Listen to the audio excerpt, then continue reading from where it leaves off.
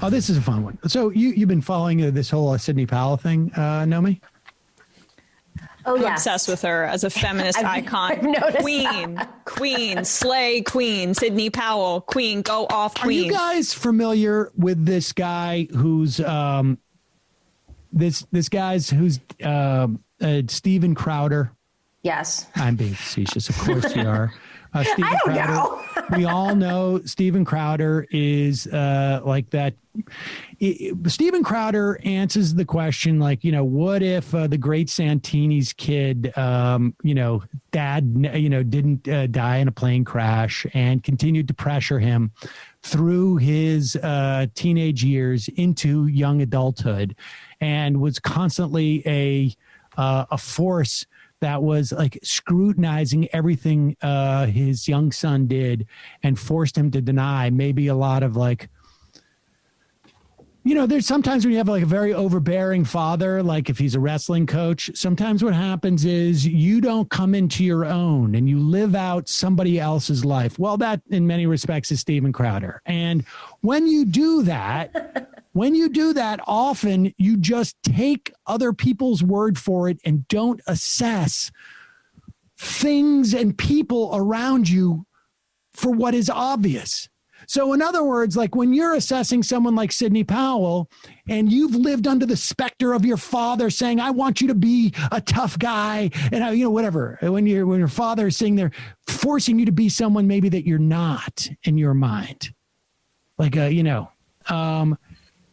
what happens is you just accept other people's premises. So maybe you would misinterpret like what you're getting from like a Sidney Powell. Like instead of like seeing like, wow, this woman seems like out of her mind, you would say, no, wait a second. She's the greatest lawyer who's ever lived. As they come, about as credible as they come. She's the one who swooped in, basically was a part of the defense team that proved Michael Flynn was innocent. She talked about specifically, we've talked about ballots, poll watchers, we've talked about ballots being harvested, we've talked about them not following the constitutional parameters.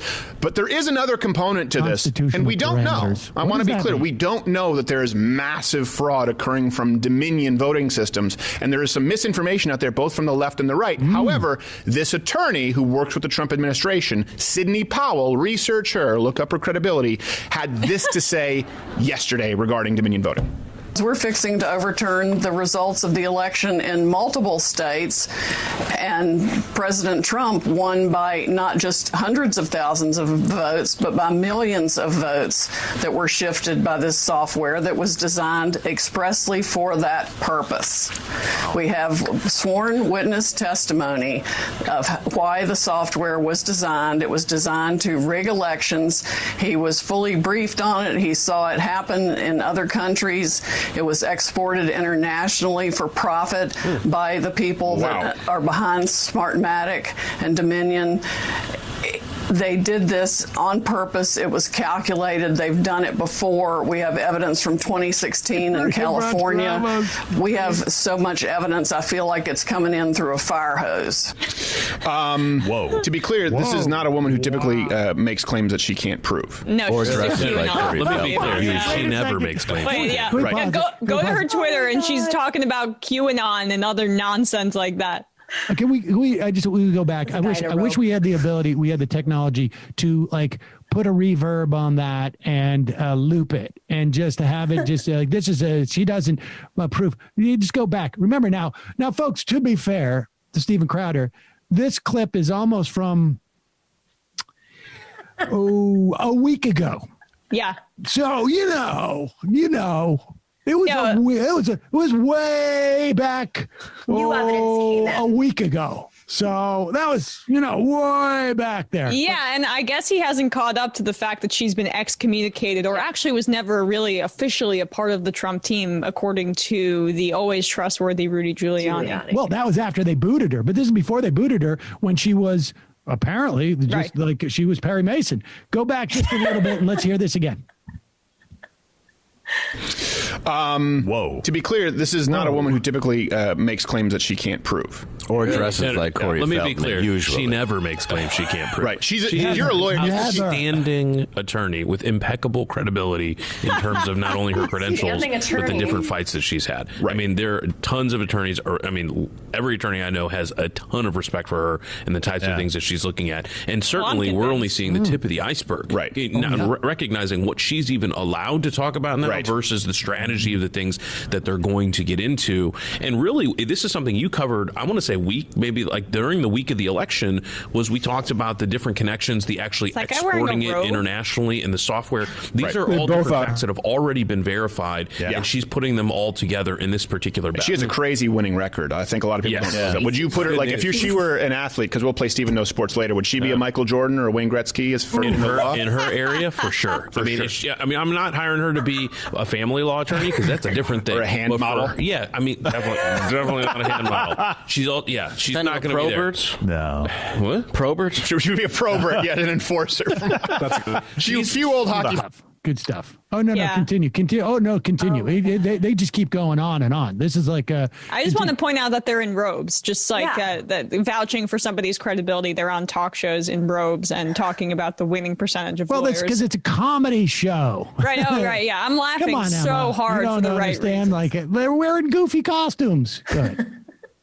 Fans remember the Probert reference. I'm from St. Louis, so but I do want to go to. But let me hit you with a few quick facts as to the actual history of Dominion, and then we'll get into some of the errors, inconsistencies that we've seen with this election. So these are all verifiable. The sources are available at louderwithcrowder.com. We'll have the link below in the description. All right, well, I want you guys. Yeah. And also, again, Dominion was used in Utah and was used in Florida, and I guess they manufactured it so very, very intricate software so that the votes in Florida and Utah would not be exported for profit, just the votes in the Emma, you fell right into the trap, didn't you? Right. The old make it work in Utah and Florida so that we can I guess I didn't go to coding school enough, so I didn't know that was a pretty easy way to put it into the algorithm.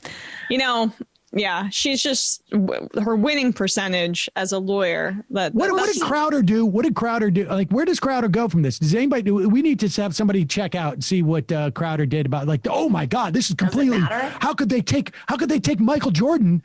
How could they take Michael Jordan out of the game? Michael Jordan was taking steroids. That's what happened. He didn't know was she just showed up on stage at these press conferences. She was more Dennis Rodman. She was more Dennis Rodman. Let's be real, in terms of. Cuckoo. Yeah. Not all there.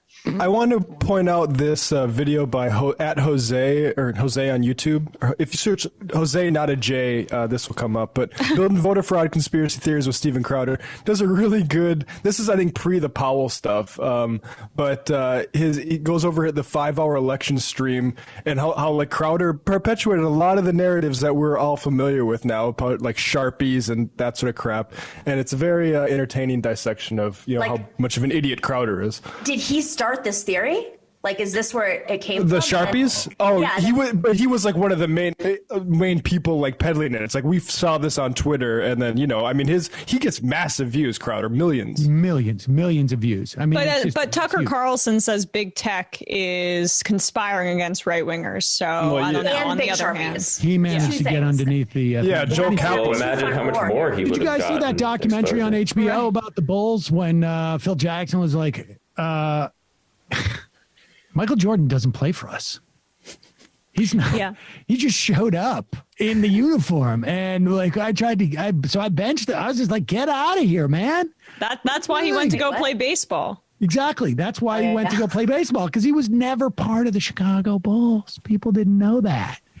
They really tried to. Why? Why was he doing that? I'm being facetious. That was no. I don't know, but there was controversy around the show. Didn't they criticize him for something? Didn't he act out? Jordan, wasn't there some sort of? I thought Jordan came across as fine in that. I didn't watch it. I was just the ESPN one. Yeah, I don't know which one. There was a documentary, and which it was pretty cool to be honest. I thought it was amazing. I thought he came across as fine. Like, you're not going to get to be that kind of. Oh no, he came across as like, we have LeBron, who's like, he's kind of corny. Michael Jordan is mean, but in a really cool sports way. He's just super intense dude who, like, I don't know. Like, I felt like, for a guy like that, like my feeling is just like, if you're going to be that good at something, I'm not surprised that you're like demanding of other people in that respect. And you can walk away from a guy like that too. You don't want to be involved in it. Right. And you have the clout to be demanding of, which is why the Sidney Powell comparison is so apt, because, all she did was make everyone around her better, even when she wasn't actually a part of the team. That's right. And she's at the top of the Q pyramid.